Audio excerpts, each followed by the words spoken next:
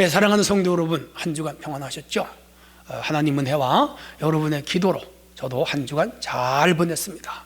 오늘도 행복한 인생, 행복한 삶, 이런 주제로 말씀을 전할 때 우리 같이 은혜 받는 시간 되도록 하겠습니다. 행복이란 생활에서 충분한 만족과 기쁨을 느끼어 흐뭇한 상태를 이루는 말이죠. 우리는 모두 행복하게 살기를 희망하죠. 행복하고 싶지 않은 사람은 한 사람도 없습니다. 행복을 원하지 않는 사람이 있다면 바보이겠죠. 사람마다 행복의 조건이나 행복의 상태를 다르게 이해하거나 주장합니다만은 행복에 대한 전문가들의 주장을 빌린다면 다음과 같아요. 첫째, 사람을 사랑하는 사람. 둘째, 인생의 목표를 가진 사람. 세 번째, 노력으로 성취를 이룬 사람. 넷째, 자신에 대한 믿음이 있는 사람. 다섯째, 현재에 충실한 사람. 여섯째, 생활에 필요한 최소한의 경제, 즉 돈을 가진 사람. 일곱째, 자기 감정을 조절할 줄 아는 사람. 이런 사람이 행복하다고 그래요. 우리나라 사람들의 행복지수는 세계에서 34위라고 그래요. 태평양 연안에 있는 18개 국가 중에 꼴찌라고 그럽니다. 한국 사람들은 성격이 낙천적이질 못해요. 성격이 급하고 타인과 잘 지내질 못해요. 대개는 경쟁관계에 자기를 두고요, 시기와 질투심이 타민족보다 월등하다고 그래요. 그래서 우리나라 사람들은 행복함을 느끼지 못한다고 그래요. 낙천적인 성품을 가진 방글라데시라든지 네팔이라든지 티벳 같은 나라 사람들은 행복지수가 높습니다. 그들은 경제적으로 우리보다 아주 못 샀는데도 행복해. 왜? 그들의 성격 때문입니다. 경제적 부나 높은 학구열이 행복의 조건은 아니라는 것을 우리에게 귀뜸하고 있습니다. 오늘 본문에서 하나님은 이스라엘 백성들을 향한 13절을 보시면 내가 오늘 내 행복을 위하여 내게 명령하는 것이 아니냐, 여호와의 명령과 규례를 지켜라 그랬습니다. 그래서 오늘 주제가 행복한 인생, 행복한 삶입니다.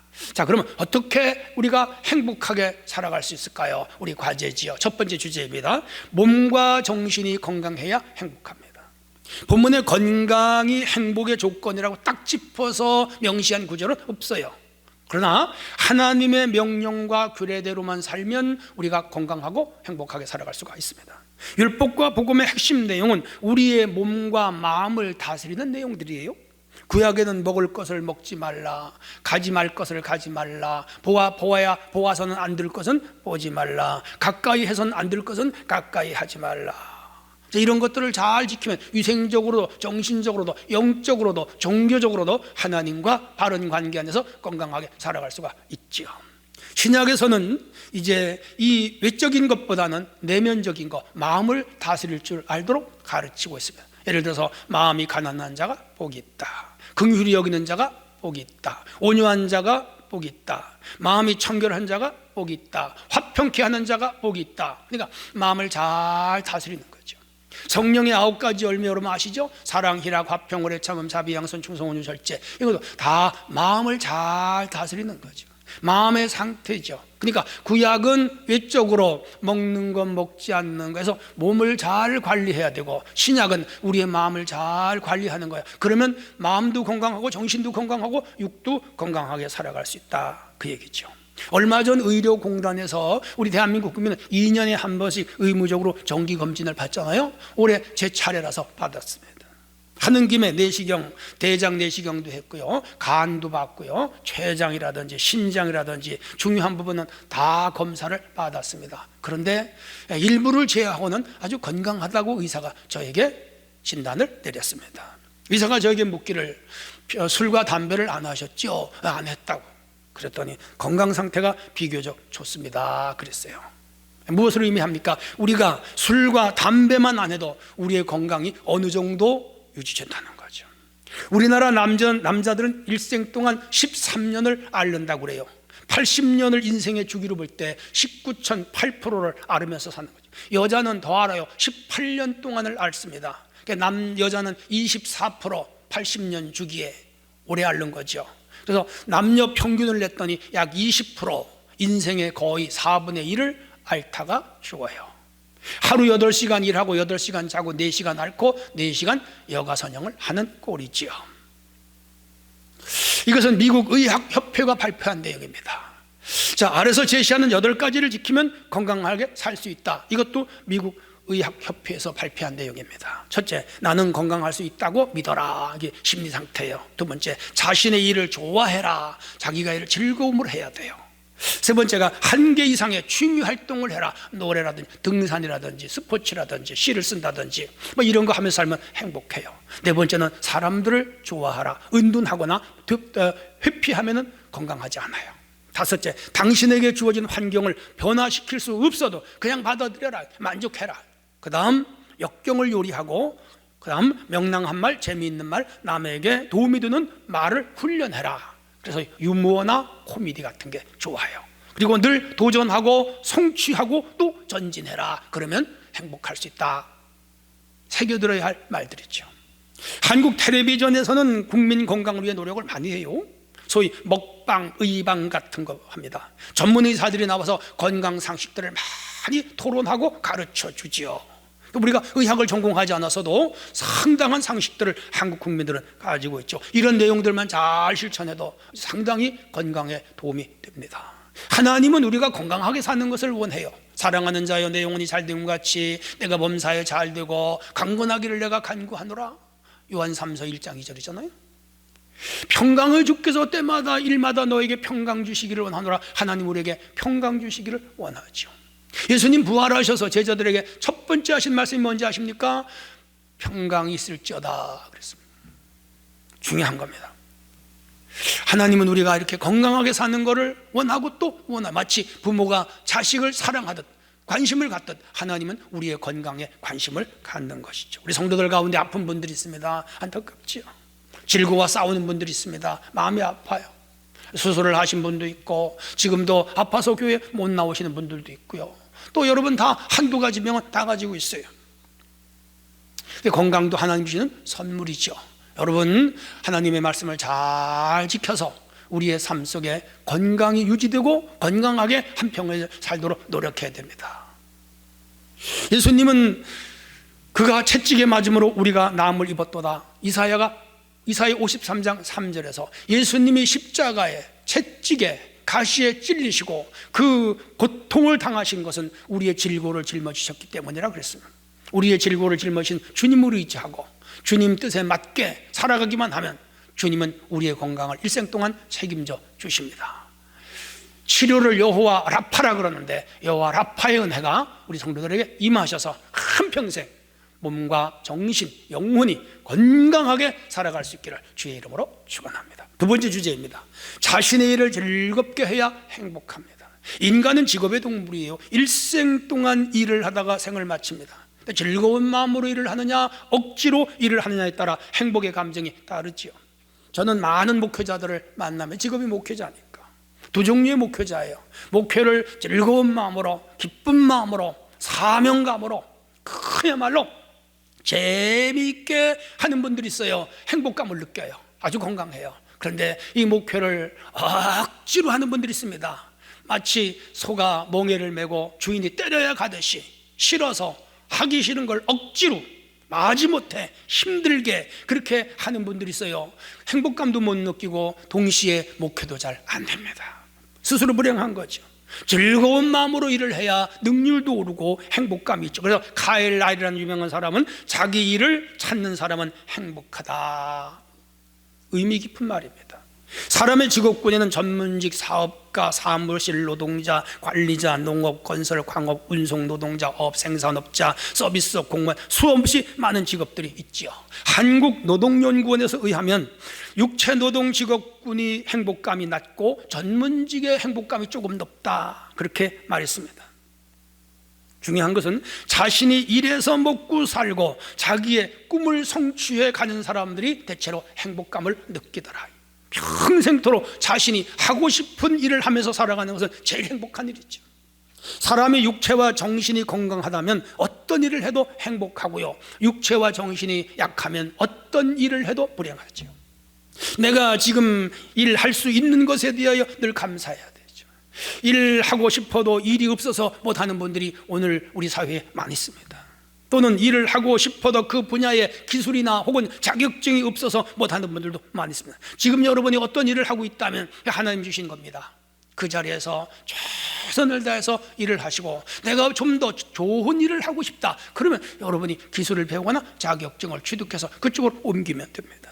그리고 그 일을 하면서 일에서 보람을 찾아야죠. 그렇게 할 때 그 분야에 성공할 수 있고, 또한 많은 사람들에게 유익과 혜택을 줄 수가 있는 것이죠. 기독교의 축복은 내 손이 수고한 대로 먹어라, 시편 128편 2절입니다. 노동을 죄의 결과로서 저주라고 생각한 시절이 이 기독교에 존재했던 적이 있습니다. 지금은 그렇게 안 봐요.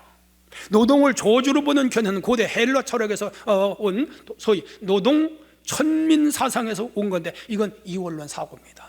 기독교 정서는 아니에요. 기독교는 노동을 신성시 여기고요, 하나님의 창조 법칙으로 받아들이고요, 그리고 하나님의 명령으로 이해합니다. 이 아담과 하와가 타락하기 전에 하나님은 아담에게 에덴 동산을 관리하고 경작하는 노동의 축복을 주셨습니다. 낮에 이 아담과 하와가 낮잠이나 자고 놀러 다니고 연애나 즐기고 여행이나 하고 그러지 않았습니다. 에덴 동산을 열심히 가꾸고 아름다운 동산으로 만들게 했지요. 아름답게 꾸미면서 살아가도록 사명을 받았습니다. 노동은 생계 수단의 이상입니다. 노동은 신성한 것입니다. 노동은 인간 본래의 목적입니다. 노동은 인간의 의무입니다. 노동과 직업은 규천이 없습니다. 하나님은 천지 만물을 직접 창조했습니다. 하나님은 일하고 계셨고 지금도 일합니다. 그래서 예수님 이런 말씀했죠. 아버지 하나님이 일하시나도 일한다. 요한복음 5장 17절. 일하면 재화가 생깁니다. 재화가 쌓이면 자본이 됩니다. 자본이 모여서 자본주의가 됐습니다. 자본주의는 시장 경제를 활성화시켰습니다. 자본주의는 개인이 열심히 일한 만큼 보상이 자기에게 돌아갑니다. 내가 일해서 내가 보상을 받기 때문에 개인들은 열심히 일을 하는 것입니다. 그래서 이 세상에는 자본주의가 존재하게 됐죠. 그 근원은 성경입니다. 공산주의는 그렇지 않습니다. 내가 열심히 일을 해도 내게 몫이 돌아오지를 않습니다. 자본주의는 내가 일하면 내가 갖고 싶은 거 가질 수 있고, 가고 싶은 데 갈 수 있고, 이사 가서 좋은 집 사고 싶은 데 가서 살 수가 있습니다. 목표를 이룰 수 있고 꿈을 이룰 수가 있죠. 그래서 사람들은 일을 하는 거예요. 국가적 제도나 사회 시스템 혹은 국가적 가난으로 인하여 개인이 아무리 일을 해도 안 되는 나라들이 지구상에 털어 있죠. 근데 우리나라는 아니에요. 우리나라는 열심히 일을 하면 돈도 벌고 길도 열리고 성공하고 사회적으로 유명인이 될 수도 있습니다. 사랑하는 성도 여러분, 일할 수 있을 때 열심히 일을 하셔야 됩니다. 땀을 흘리면서 일을 해야 됩니다. 연구하면서 일을 해야 됩니다. 성실하게 일을 해야 됩니다. 놀지 말아야 됩니다. 가장 큰 행복감은 일할 때 얻을 수가 있습니다. 우리 주님은 일생 동안 일을 하셨습니다. 30살까지는 목수하셨어요. 아버지가 요셉 목수였잖아요. 열심히 아버지를 도와서 이 나사렛 지역의 모든 목수일을 예수님이 많이 하셨다 그래요.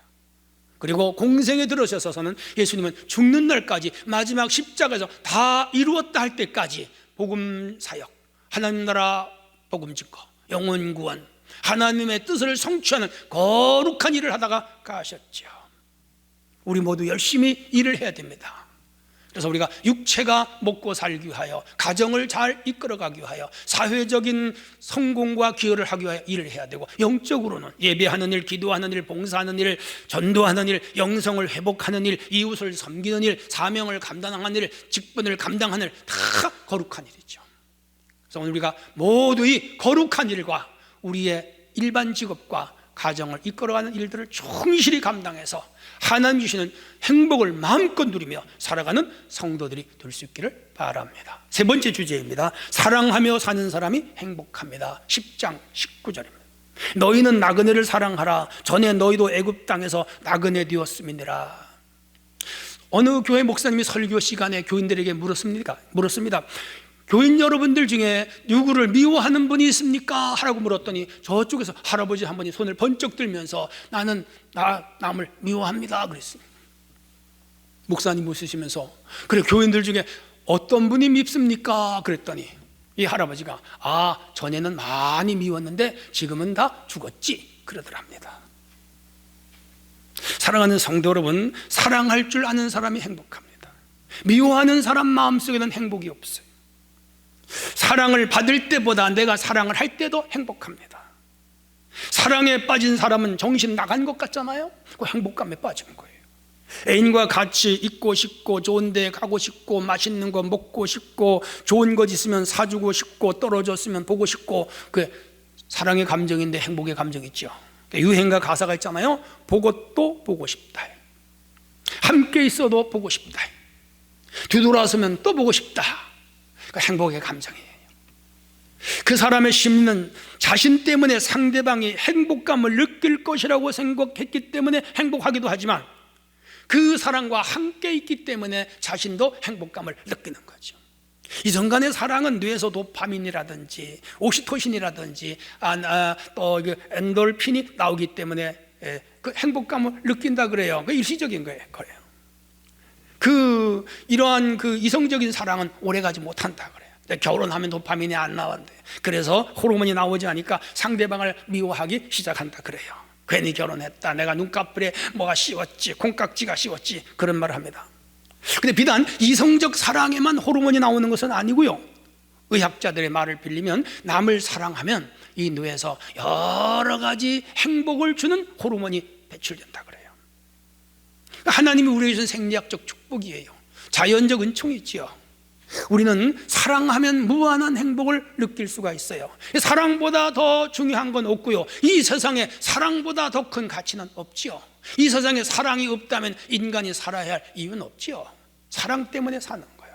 하나님은 사랑이시라 우리에게 사랑을 강조하고 요구하고 계시니까. 그럼 우리가 누구를 사랑할까? 많이 있지만은 첫째, 하나님을 사랑해야 됩니다. 마음을 다하고 뜻을 다하고 성품을 다하고 힘을 다하고 목숨을 다하고 다 해야 돼요.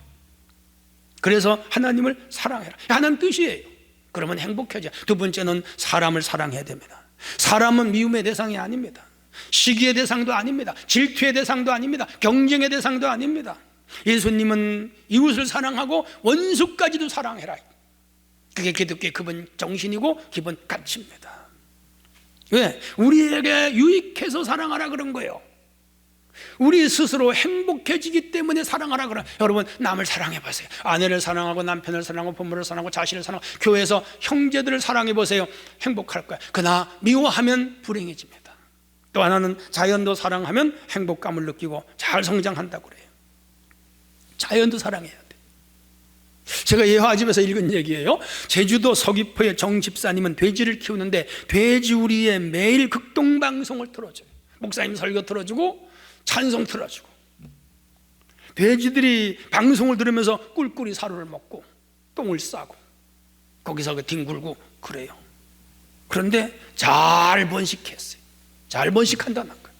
정 집사님이 처음에 남의 집 우리를 빌려가지고 20마리를 빌려서 이제 돼지를 키웠는데 매일 목사님이 설교 틀어주고 찬송가 틀어줬더니 얼마 뒤에 15마리를 새끼를 낳았어요. 20마리가 얼마 갔는데 600마리가 되었어요. 이제 지금 1000마리가 곧 된다는 거예요. 그래서 이 정집사님은 이거 하나님 주신 돼지이기 때문에 11조 바쳐야 된다. 그래서 그 중에 100마리를 11조로 골라놨대요. 그래서 그건 이미 팔진 않았지만 그 우리에서 자라지만 그 교회 거야. 서울에서 부흥강사님이 그 교회 부흥회를 갔더니 목사님이 그 말씀을 간증하시면서, 우리는 지금 돼지 100마리가 있으니까 부흥 강사님 언제든지 원하시면 1마리나 2마리 잡아드릴 수 있습니다, 그랬다는 거예요. 돼지도 사랑을 받으면 빨리 성장해야 되라는 거예요.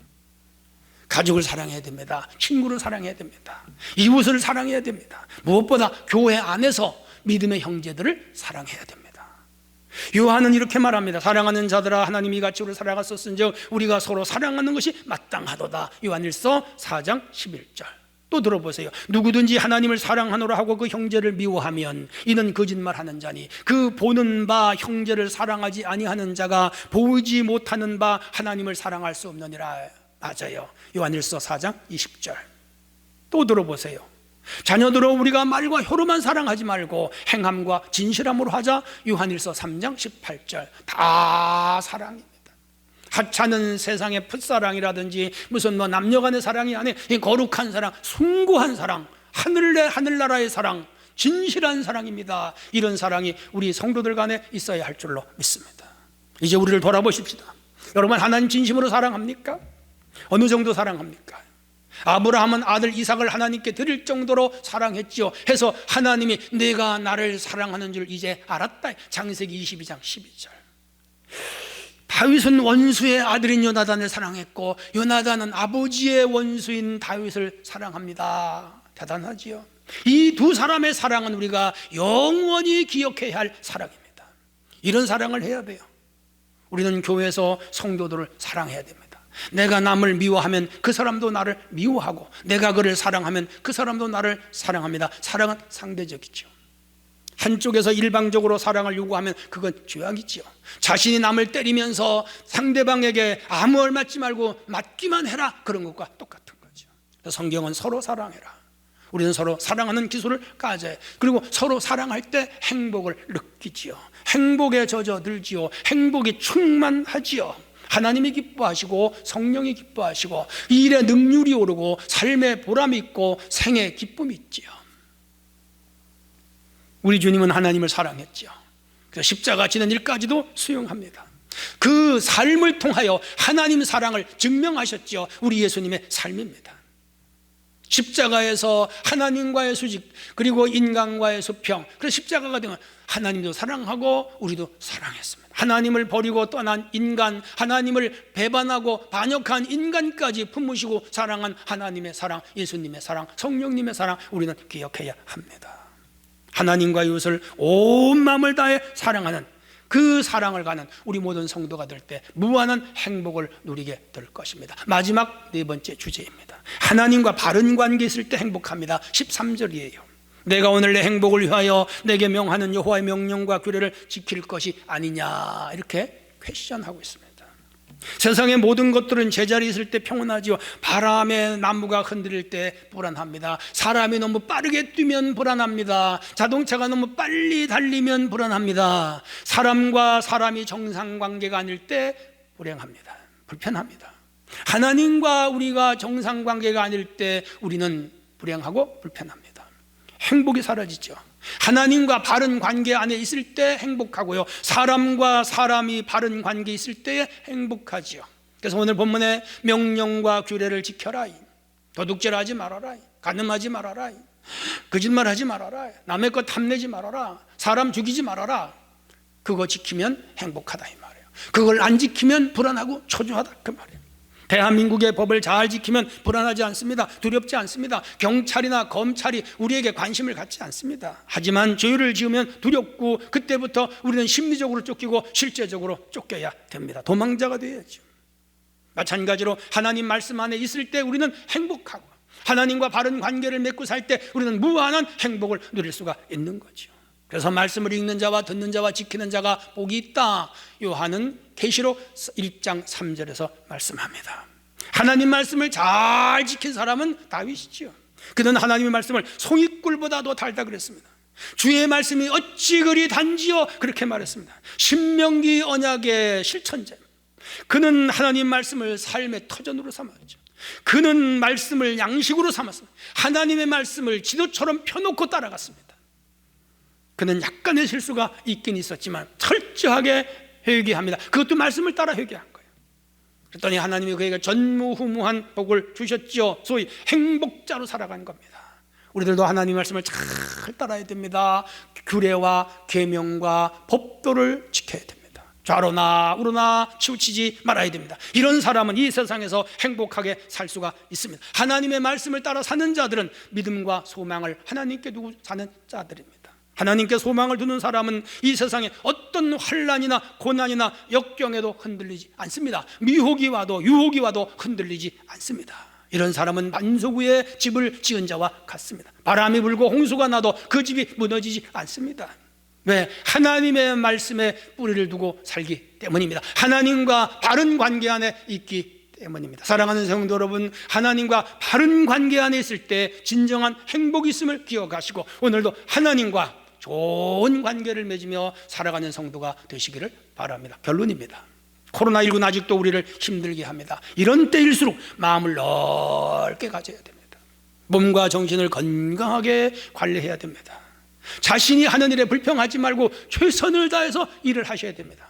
내가 이 어려운 때라도 일감이 있다는 거 감사하고, 회사에 감사하고, 회사 사장님에게 감사하고, 이웃에 감사하고, 국가에 감사하고, 또 교회에서 목사님께 감사하고 성도들에게 감사하는 그런 성도가 돼야 될 줄로 믿습니다. 무엇보다도 이웃을 사랑하시고, 그러면 내가 행복해요. 이웃도 행복해요. 그리고 하나님과 늘 바른 관계 안에 있는지 자신을 점검하고, 내가 잘못된 관계가 있다면 빨리 수정하고, 예배 생활, 기도 생활, 교회 봉사, 섬김 활동, 그리고 늘 회개하고 말씀을 묵상하는 가운데 하나님의 뜻을 깨닫고, 하나님의 말씀을 깨닫고, 하나님의 음성을 들으면서, 그래서 매일매일 행복감을 느끼면서 살아가야 됩니다. 하나님의 은혜가 여러분 속에 매일 임하셔서 행복한 인생, 행복한 삶이 되기를 주의 이름으로 축원합니다.